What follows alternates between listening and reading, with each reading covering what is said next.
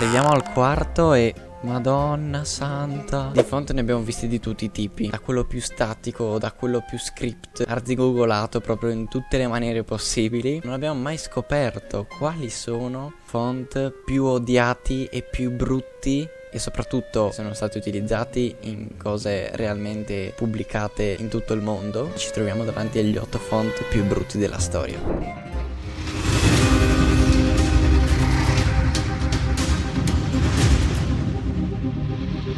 Questa lista non l'ho creata io, ma l'ho trovata semplicemente come la lista con i font più brutti della storia e semplicemente sono stati votati. Quindi ce li troviamo proprio qui in questo sito e in caso vi lascio il link per poterli analizzare anche voi stessi. Il primo che troviamo è l'8º e quindi EcoFont. Allora, che dire, avete presente quel Broadway, quella scritta con le luci a incandescenza esposte? Ecco, una cosa del genere, perché se notate ci sono dei dettagli che fanno un po' storcere il naso. Il fatto per esempio che magari non sono in realtà luci, ma semplicemente sono pallini o un font a pua. Pare in modo abbastanza terribile, devo dire. Ecco, mettiamo a caso che siano effettivamente luci quelle che troviamo magari su un'insegna. Nella O troviamo le luci o questi pallini, insomma, molto più piccoli rispetto a magari quelli che troviamo nella F. Mi fa storcere il naso questa cosa. Però la cosa che comunque mi dà un po' fastidio è che se dovesse essere veramente un testo per un'insegna, perché non fare arrotondati leggermente perlomeno queste parti qua della C? Non ha proprio senso questo font. Ha vinto il premio europeo come European Environmental Design Award. Vabbè, è che è stato valutato come uno dei peggiori font per quanto riguarda la stampa. Consumavano molto più inchiostro o insomma molto più toner rispetto ad altri, e questo quindi era sicuramente un punto a sfavore per quelli che lo andavano ad utilizzare. E beh, direi che sicuramente Souvenir nella lista è posizionato come 7º, sembra già più conosciuto, è bruttissimo, soprattutto per quello che riguarda la Q, cioè io non ho mai visto credo una Q così malvagia, però non lo utilizzerei mai, soprattutto perché è troppo arrotondato, cioè se notate è troppo arrotondato. Qui viene detto che è stato utilizzato comunque in un sacco di pubblicità degli anni 70. Non è comunque uno dei più brutti che io abbia mai visto. È anche vero che addirittura è stato giudicato come uno dei più utilizzati a livello di Comic Sans. Passiamo al numero 6 e devo dire che questa volta c'è dell'arte dietro. Sicuramente è limitato perché non possiamo utilizzarlo dappertutto, una cosa del genere. Devo dire che c'ha del carattere e non è niente male per certi aspetti, però devo dire che soprattutto per quanto riguarda la e-commerciale non so perché, ma non me la dice giusta, anche perché sì, la mente va a completamento, è troppo intricato, non lo so, cioè è difficile da usare anche questo tipo di font. Ecco, infatti è uno di quei font chiamato Shadowed ed è tra l'altro molto forzato, perché se ci pensate è sì Shadowed, però è ombreggiato soltanto da un lato e quindi a maggior ragione è molto limitato come font. Però in questo caso torniamo anche indietro nel tempo, perché a dire il vero è stato utilizzato negli anni 20 e 30 più o meno.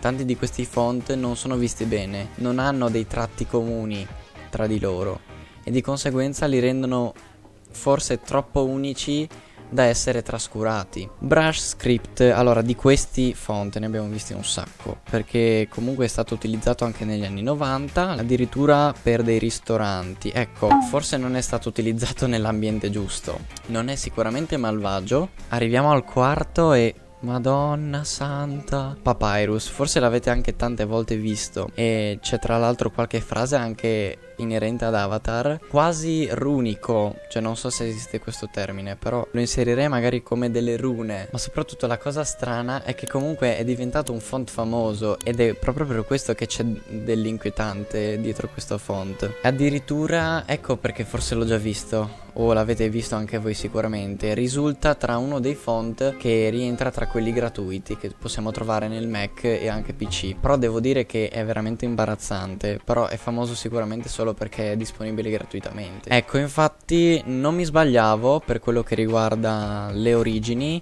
e devo dire che in effetti proprio qui ne parlano, il fatto che sia qualcosa a livello runico e che rappresenti quasi un testo più egiziano, un testo insomma che deriva dall'Egitto. E se uno ha un tema da utilizzare proprio a livello egiziano, quarto font Papyrus. Vabbè, ma passiamo avanti e arriviamo in un altro film. Questo è l'episodio dei film praticamente. È un font che vabbè è stato creato immagino per il film, però non puoi dirmi che è uno dei peggiori, perché comunque cioè è a tema sul film. È logico però che se uno poi valuta il font in sé, dove possiamo collocarlo se non nel film? Beh, da nessun'altra parte, perché è difficilissimo comunque categorizzarlo in una tipologia di font utilizzabili ogni giorno. Spero di non aver dato una balla quando mi riferivo al fatto che è stato creato magari per film, ed ecco infatti una balla, perché non è così, era stato creato ben prima. È stato creato infatti Neuland nel 1923, è diventato sicuramente famoso per il film Jurassic Park, e questo nessuno lo può togliere. È uno dei font che è stato utilizzato nei film e che sicuramente non è stato creato per esso.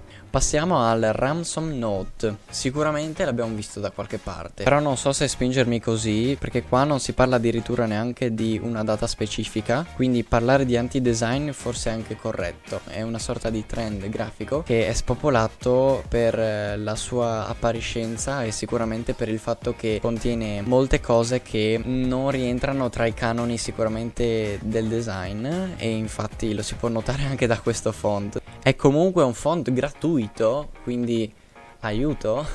C'è sicuramente tanta gente che lo potrebbe utilizzare a questo punto. E arriviamo all'ultimo, il peggior public typeface questi 100 anni di Olympic Font, è proprio quello del 2012. In questo caso vabbè, non me l'aspettavo. Tutto quello che riguarda i giochi olimpici mi aspetto qualcosa di professionale, di alto livello. In questo caso evidentemente è stato valutato come uno dei peggiori. E vabbè, non so che dire. Sembra addirittura essere un font, a mio parere, di per sé italico, o meglio italic, spostato proprio letteralmente. Anche in questo caso cioè mi trovo in imbarazzo, perché non saprei dove andarlo ad utilizzare. A quanto pare hanno trovato loro un utilizzo, il fatto che è stato preso proprio come font ufficiale degli Olympic Games del 2012 e niente, cioè vabbè, è comunque in ogni caso un font a pagamento, probabilmente non si può neanche comprare, non ne ho idea. Spero che costi tantissimo, perché così